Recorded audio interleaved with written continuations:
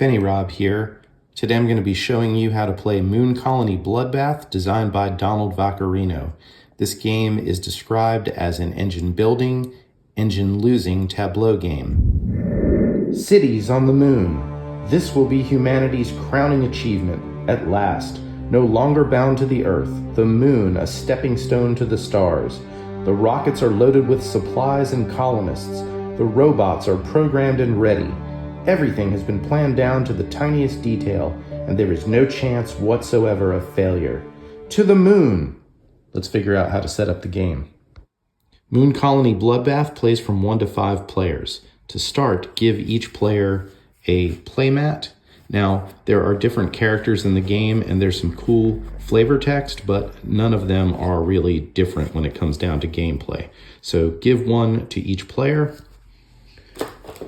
I'm showing you Dr. White over here. The player mats are kind of cool because they show you what the setup is on them.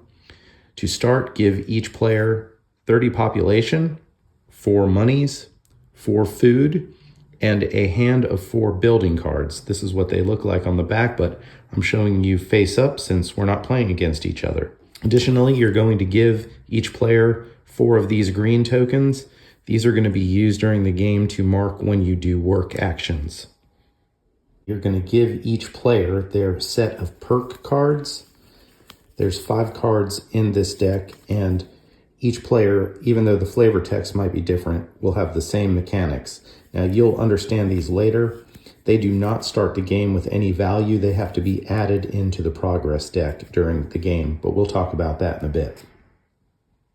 The main focus of the game is going to be a progress deck, and to start the game, you're going to always start with these 6 cards. There are 2 trouble cards and 4 work cards. They're going to be shuffled up and placed down in a progress deck. Now, if you're playing a solo game, the only difference in setup is you're going to add this card to the progress deck to start. And while we're here, we'll mention that this is the only rules change at all in the single player game. Additionally, there's a deck of twist cards that is pretty thick, but in each game, you're going to add 2 twist cards to the initial progress deck. They suggest that when you are playing your first few games, you start with the ones that have the white letter twist on here.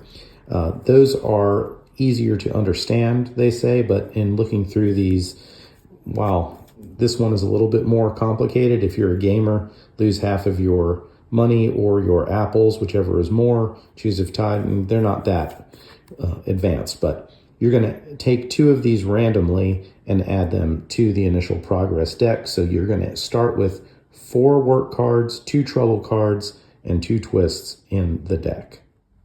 The remaining twist cards are going to be shuffled up and put in a face-down deck with this token on top of it. There's a deck containing development cards. There is 2 of each card in this deck. You can just go ahead and set the deck up so you can easily find them later in the game, but they will not be needed to start. There's a deck of robot cards. These are going to be shuffled up, and you are going to place them face down with this token on top. Normally, when I'm learning a game, I'd like to know what it takes to win the game so that all the rules I'm hearing are in that context. So here, let me explain that the game's going to end in 2 ways.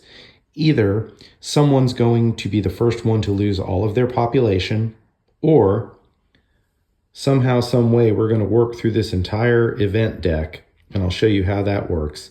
There are 13 events in here, and if you make it to the instruction manual at the end, you've all survived, and the winner is the one who has the most population at that time.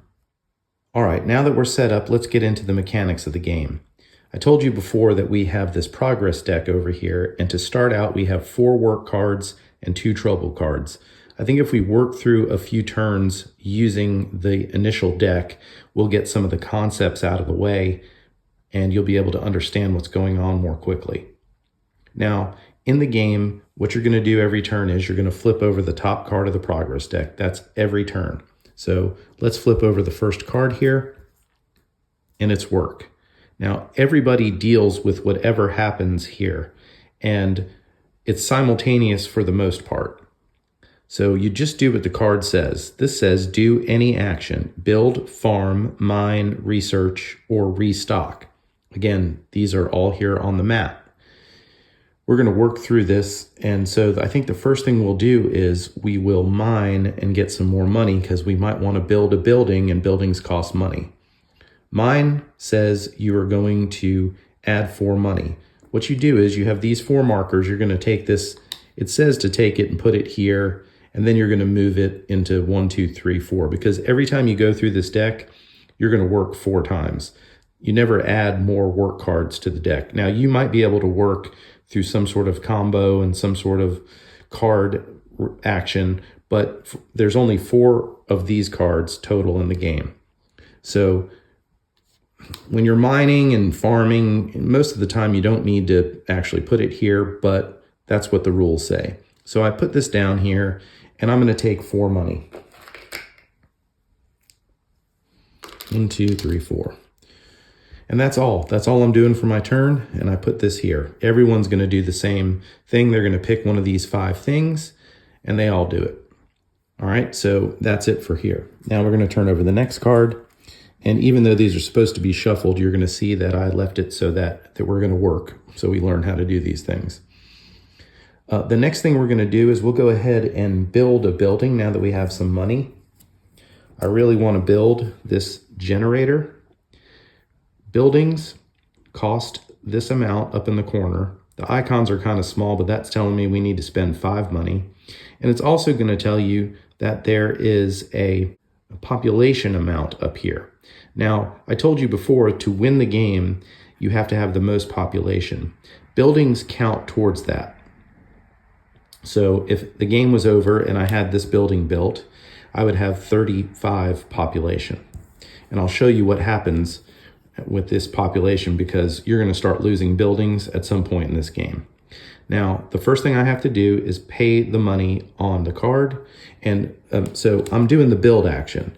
When you put that down, this is the one action where you kind of have to wait and see what everybody else does. You check and see if anyone else is building, and then you basically put your card down and flip it up at the same time, so you can't see what other people are building before you make your decision. So let's say we did that, and we're building. So now we're going to end up putting this on the number 2 to remind us that we've done 2 work actions. And that's a way to remember what's still left in the deck, because as the game gets heated up, you're going to try to remember, do I need to work?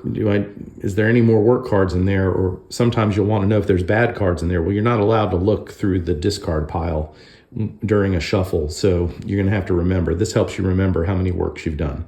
All right, so I have to spend my money. I'm spending 5.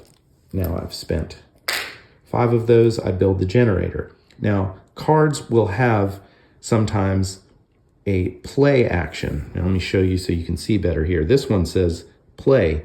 Choose one: mine or farm or research.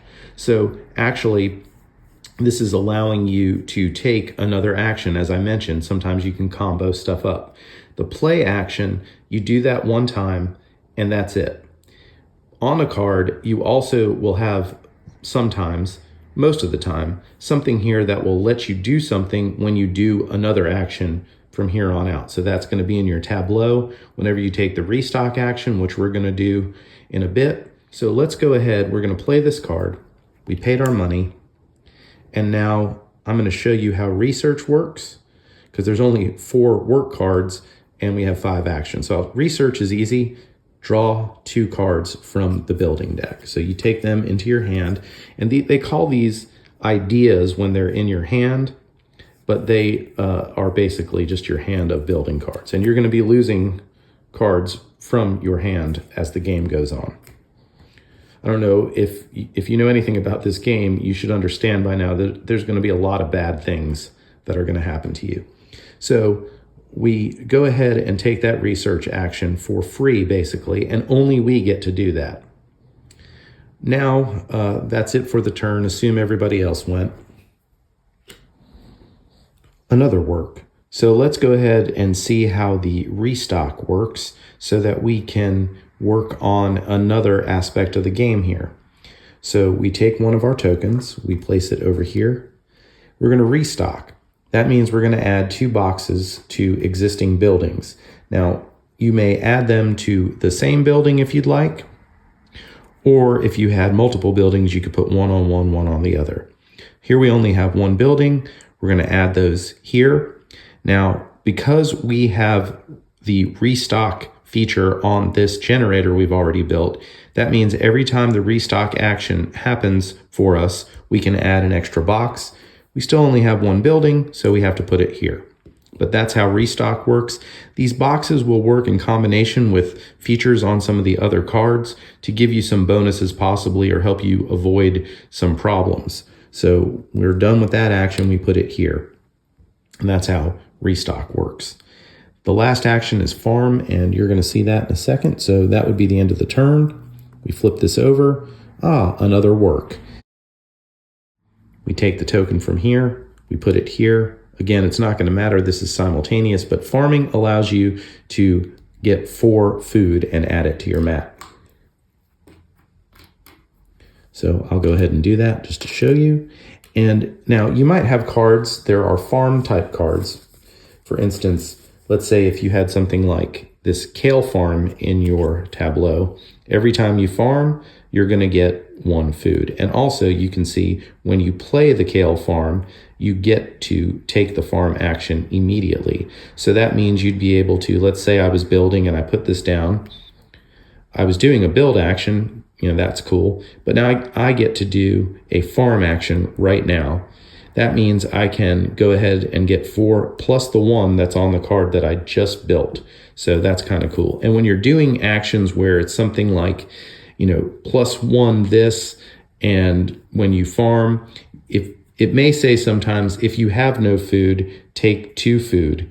Well, you can choose which order you do the items on different cards. So if you had 0 food, you could take 2 food and then do this other card where you get the +1 type of thing. So you just read and do what the cards do, and the game is pretty self-explanatory. They also have a very good summary in the book that tells you what each of the cards does if there's any questions. Now that we're done with the farm action, we place this over here, and that would be all of the work that was done. So even if we had a deck that was, progress deck's going to get more cards in it, you'll see if the first 4 things were work, you're not going to get to work again, which is going to be a problem possibly. All right, well, that's it for the work cards. That's the end of the turn. We'd flip over the next card. So let's see the crux of the game here, these events, trouble.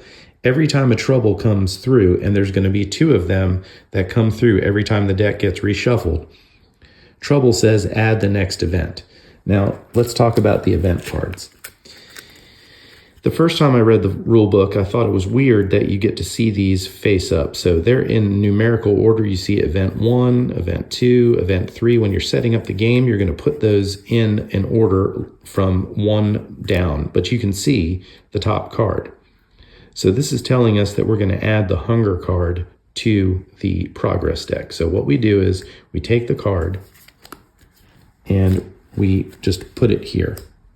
And every time you add a card to the deck, you're going to put it on the top of the progress deck, so it's going to be the next one.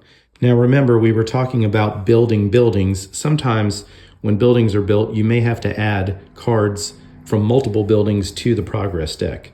When that happens, when something simultaneously adds cards, you shuffle the cards you're adding, so you won't know which ones are coming up next. But those cards will be coming up next in a row at the top of the progress deck. But normally, every time you add a card to the progress deck, it's going to be the next card that will be drawn. So let's go ahead and draw the next card. Surprise, it's hunger. Pay 1 food per building you have. So if you had 4 buildings, you would pay 4 apples. It says lose 1 population equal to the number of apples you didn't pay. So if you had 4 buildings and only 2 food, you would lose 2 population. Then if you were able to pay everything, meaning you had enough apples to pay for all of your buildings, you actually gain 2 population. So in our example, I have 1 building. I will pay my 1 apple. And because I was able to do that, didn't starve anybody, I actually gained 2 population. So they get added. So that's kind of a good way to keep building up your population, which you're going to need, as you'll see. You're done with that card. It goes to the discard pile. Next turn, we reveal the next card. Trouble. Add the next event. The next event is paperwork. Who likes paperwork? I guess some sickos do.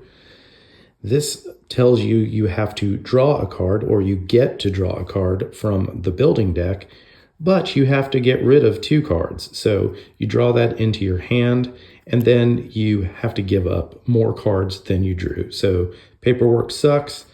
Everyone does that. If you don't have enough of something, so let's say it says draw 1, you're going to draw 1, but you have no cards in your hand when this happens. You only lose what you can. You do everything you can on a card, and then you stop. So if it says lose 3 money and you only have 2 money, you just lose the 2 money. There we go. That gets added to here. Now we're going to look at the twist cards because we know those are the last 2 left. Here it says defunding, lose half of your money or your food, whichever is more. Choose if tied. Well, here we have more apples, and we're going to round the loss down. So I have 7 apples. I'm going to lose 3 of them. Defunding goes into the discard pile. Draw the next card. Favored status. You may pay 3 money to add a perk. Thankfully, I have 3 money. So now you can see what happens when you add perks. So this looks like it's going to be the last card in the deck, and we'd be ready to reshuffle. But now I'm going to do this. So I'm going to pay 3 money, and I'm going to add a perk. Let me show you what the perks do. I can add 2 population. I can add 2 apples, 2 money. I can draw a card off the building deck, or I can add a box to one of my buildings. And you get to choose whichever of these you want to put in, and it's going to go at the top of the pile. So I think I'm going to go with the population, knowing that population is how you win the game. So I'm going to put this down here. And so now this is going to be the next card to be drawn. So we would have been done, but we're not yet. Well, we flip this over. Boom, I forgot to pay my money. I should have done that. Always got to remember. Lots of stuff going on in the game, and sometimes you might forget to take something you're entitled to or pay something that you're not entitled to. Well, it's just the way it works. In fact, I'll put a link up here to our playthrough. You'll see a couple of times where we should have gotten something, mostly to our detriment, by not taking a resource, and it's going to happen because this game gets pretty exciting. Anyway, I add my 2 population here, and that takes care of the perk. So now we're done with this shuffle. That's what they call it. Each round is a shuffle. And we would take these cards, we'd shuffle them back up, we'd put them down here, and we just keep on playing. So every time you go through this deck, you're going to hit the trouble a couple of times. I'm trying to find one here. Having trouble finding trouble. Every time you get one of these, you're going to add an event. So that means every time through the deck, you're going to add 2 more events. Additionally, you're going to work 4 times. You're going to get these perks as they come through, the twists, any events that have already been added. You're just going to keep going through this, and you're going to start losing a bunch of your people, losing buildings. And I'm going to show you how those things work by creating a deck that has cards that are going to show you some more of the game mechanics. All right, so let's learn a few more concepts about the game by running through this progress deck that I've stacked with some stuff. All right, here's the turn. We flip a card over. Oh, look, we get to work. I think we'll go ahead and let's say we're going to build a building. Again, it's a simultaneous. We're going to choose a building. We won't show anybody, but I'm showing you. We're going to pick the organ banks. Find out what everybody else is doing. If there's no other buildings, we're going to flip it over. Okay, it's going to cost me 7 money, and it's going to add 5 population to my tableau. So I'm going to pay my 7 monies. I'm going to add it. It says when you play, you add a perk. So I'm going to look through my perk deck. This time I'm going to decide I'm going to add some food to my deck. So what I do is I put this here into the progress deck, and we know that's going to be the next card. We flip it over. Okay, I get 2 apples. Good for me. And let me explain here what the organ bank's going to do is each time an accident happens, which is going to be something in the event deck, I get to spend 1 box from here, there aren't any right now, to ignore it. But I did the play thing, which was add the perk. That's the next card. Got my apples. All right, this goes here. Now we flip over the next card. Look, my previous perk. Great. I'm going to add to population. Turns can start going pretty fast. Here's one of the twist cards. You may pay 3 money to add a perk. Wow. I'm going to go ahead and do that because perks are good and they only help me. This time, let's say, we know we've got some cool things that add some boxes already. I think we're going to go ahead and choose to have some money. So we're going to put this on the top. And now we're going to see what comes up next, and we know it's going to be us getting 2 more money. Everyone else at the table is probably really upset with us right now, but that's okay. It's called Bloodbath, not Kumbaya. Now let's flip over the next card. Work. Okay. Well, I think we're going to build this time, so I'm going to put this here. We have this radio antenna. It costs 5 money. It gives us 10 population, which is going to be great when we start losing population. And each time we start work and we don't have any cards in our hand, any building cards, we get to draw a card. So that helps us.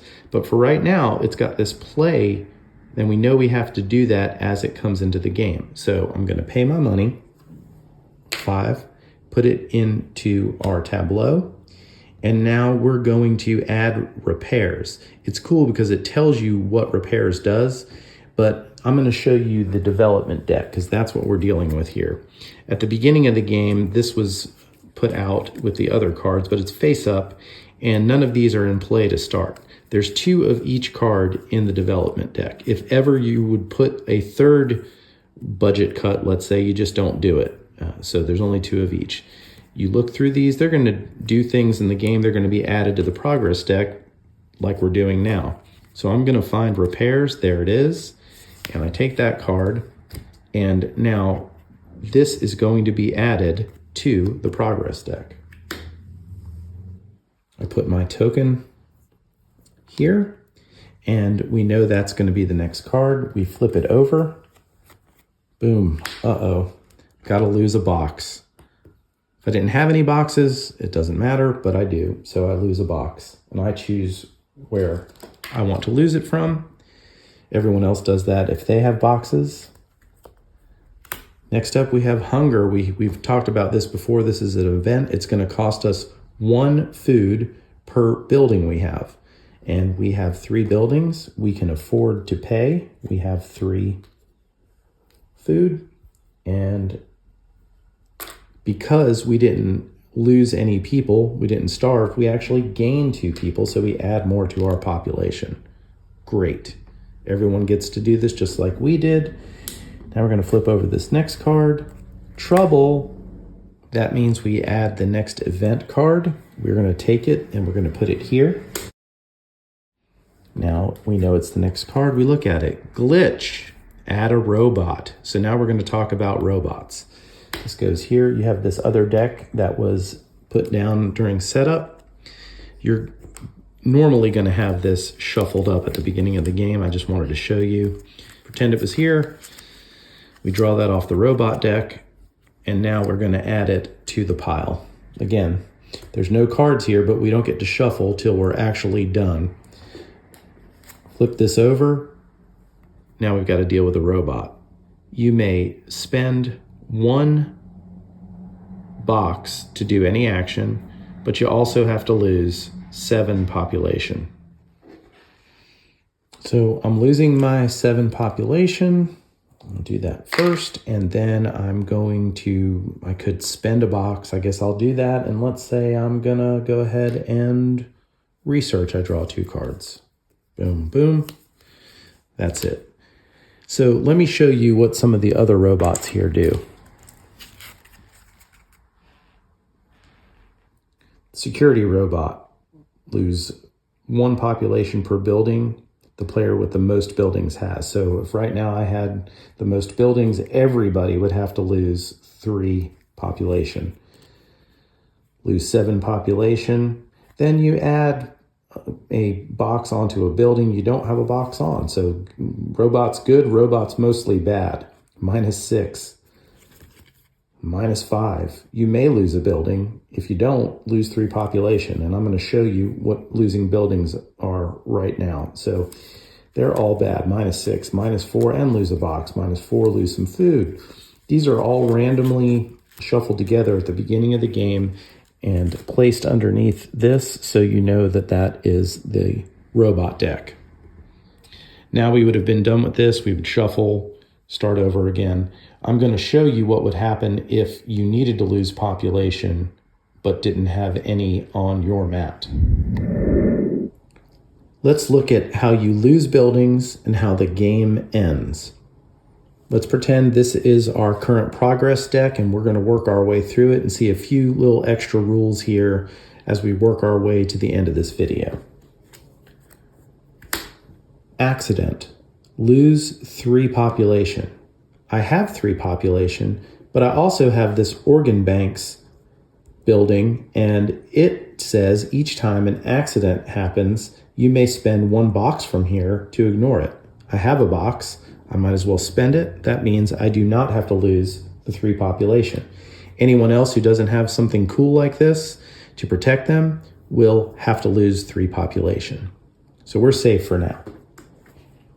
Flip this over. Efficiency robot. Now you see this has -5 population, and it also has text at the bottom. The rules say you lose the population first, then you do what the text says. Well, to lose 5 population, we're in trouble. We only have 3. So what we do is we're going to eliminate one of our buildings. This building has 5 population. This one has 5 population, and this one has 9. This one also, though, has an ability that when you lose it, you get to do something immediately. Here it is to mine it. We talked about play action. So when you play a card, sometimes you'll do things. There's also the lost action on a card. So when we lose that, we'll get this little benefit. So I think that's what we'll do. The way it works is you take the number of population on a building and you add it to your mat. So I have to add 9, and that's what I'm going to do.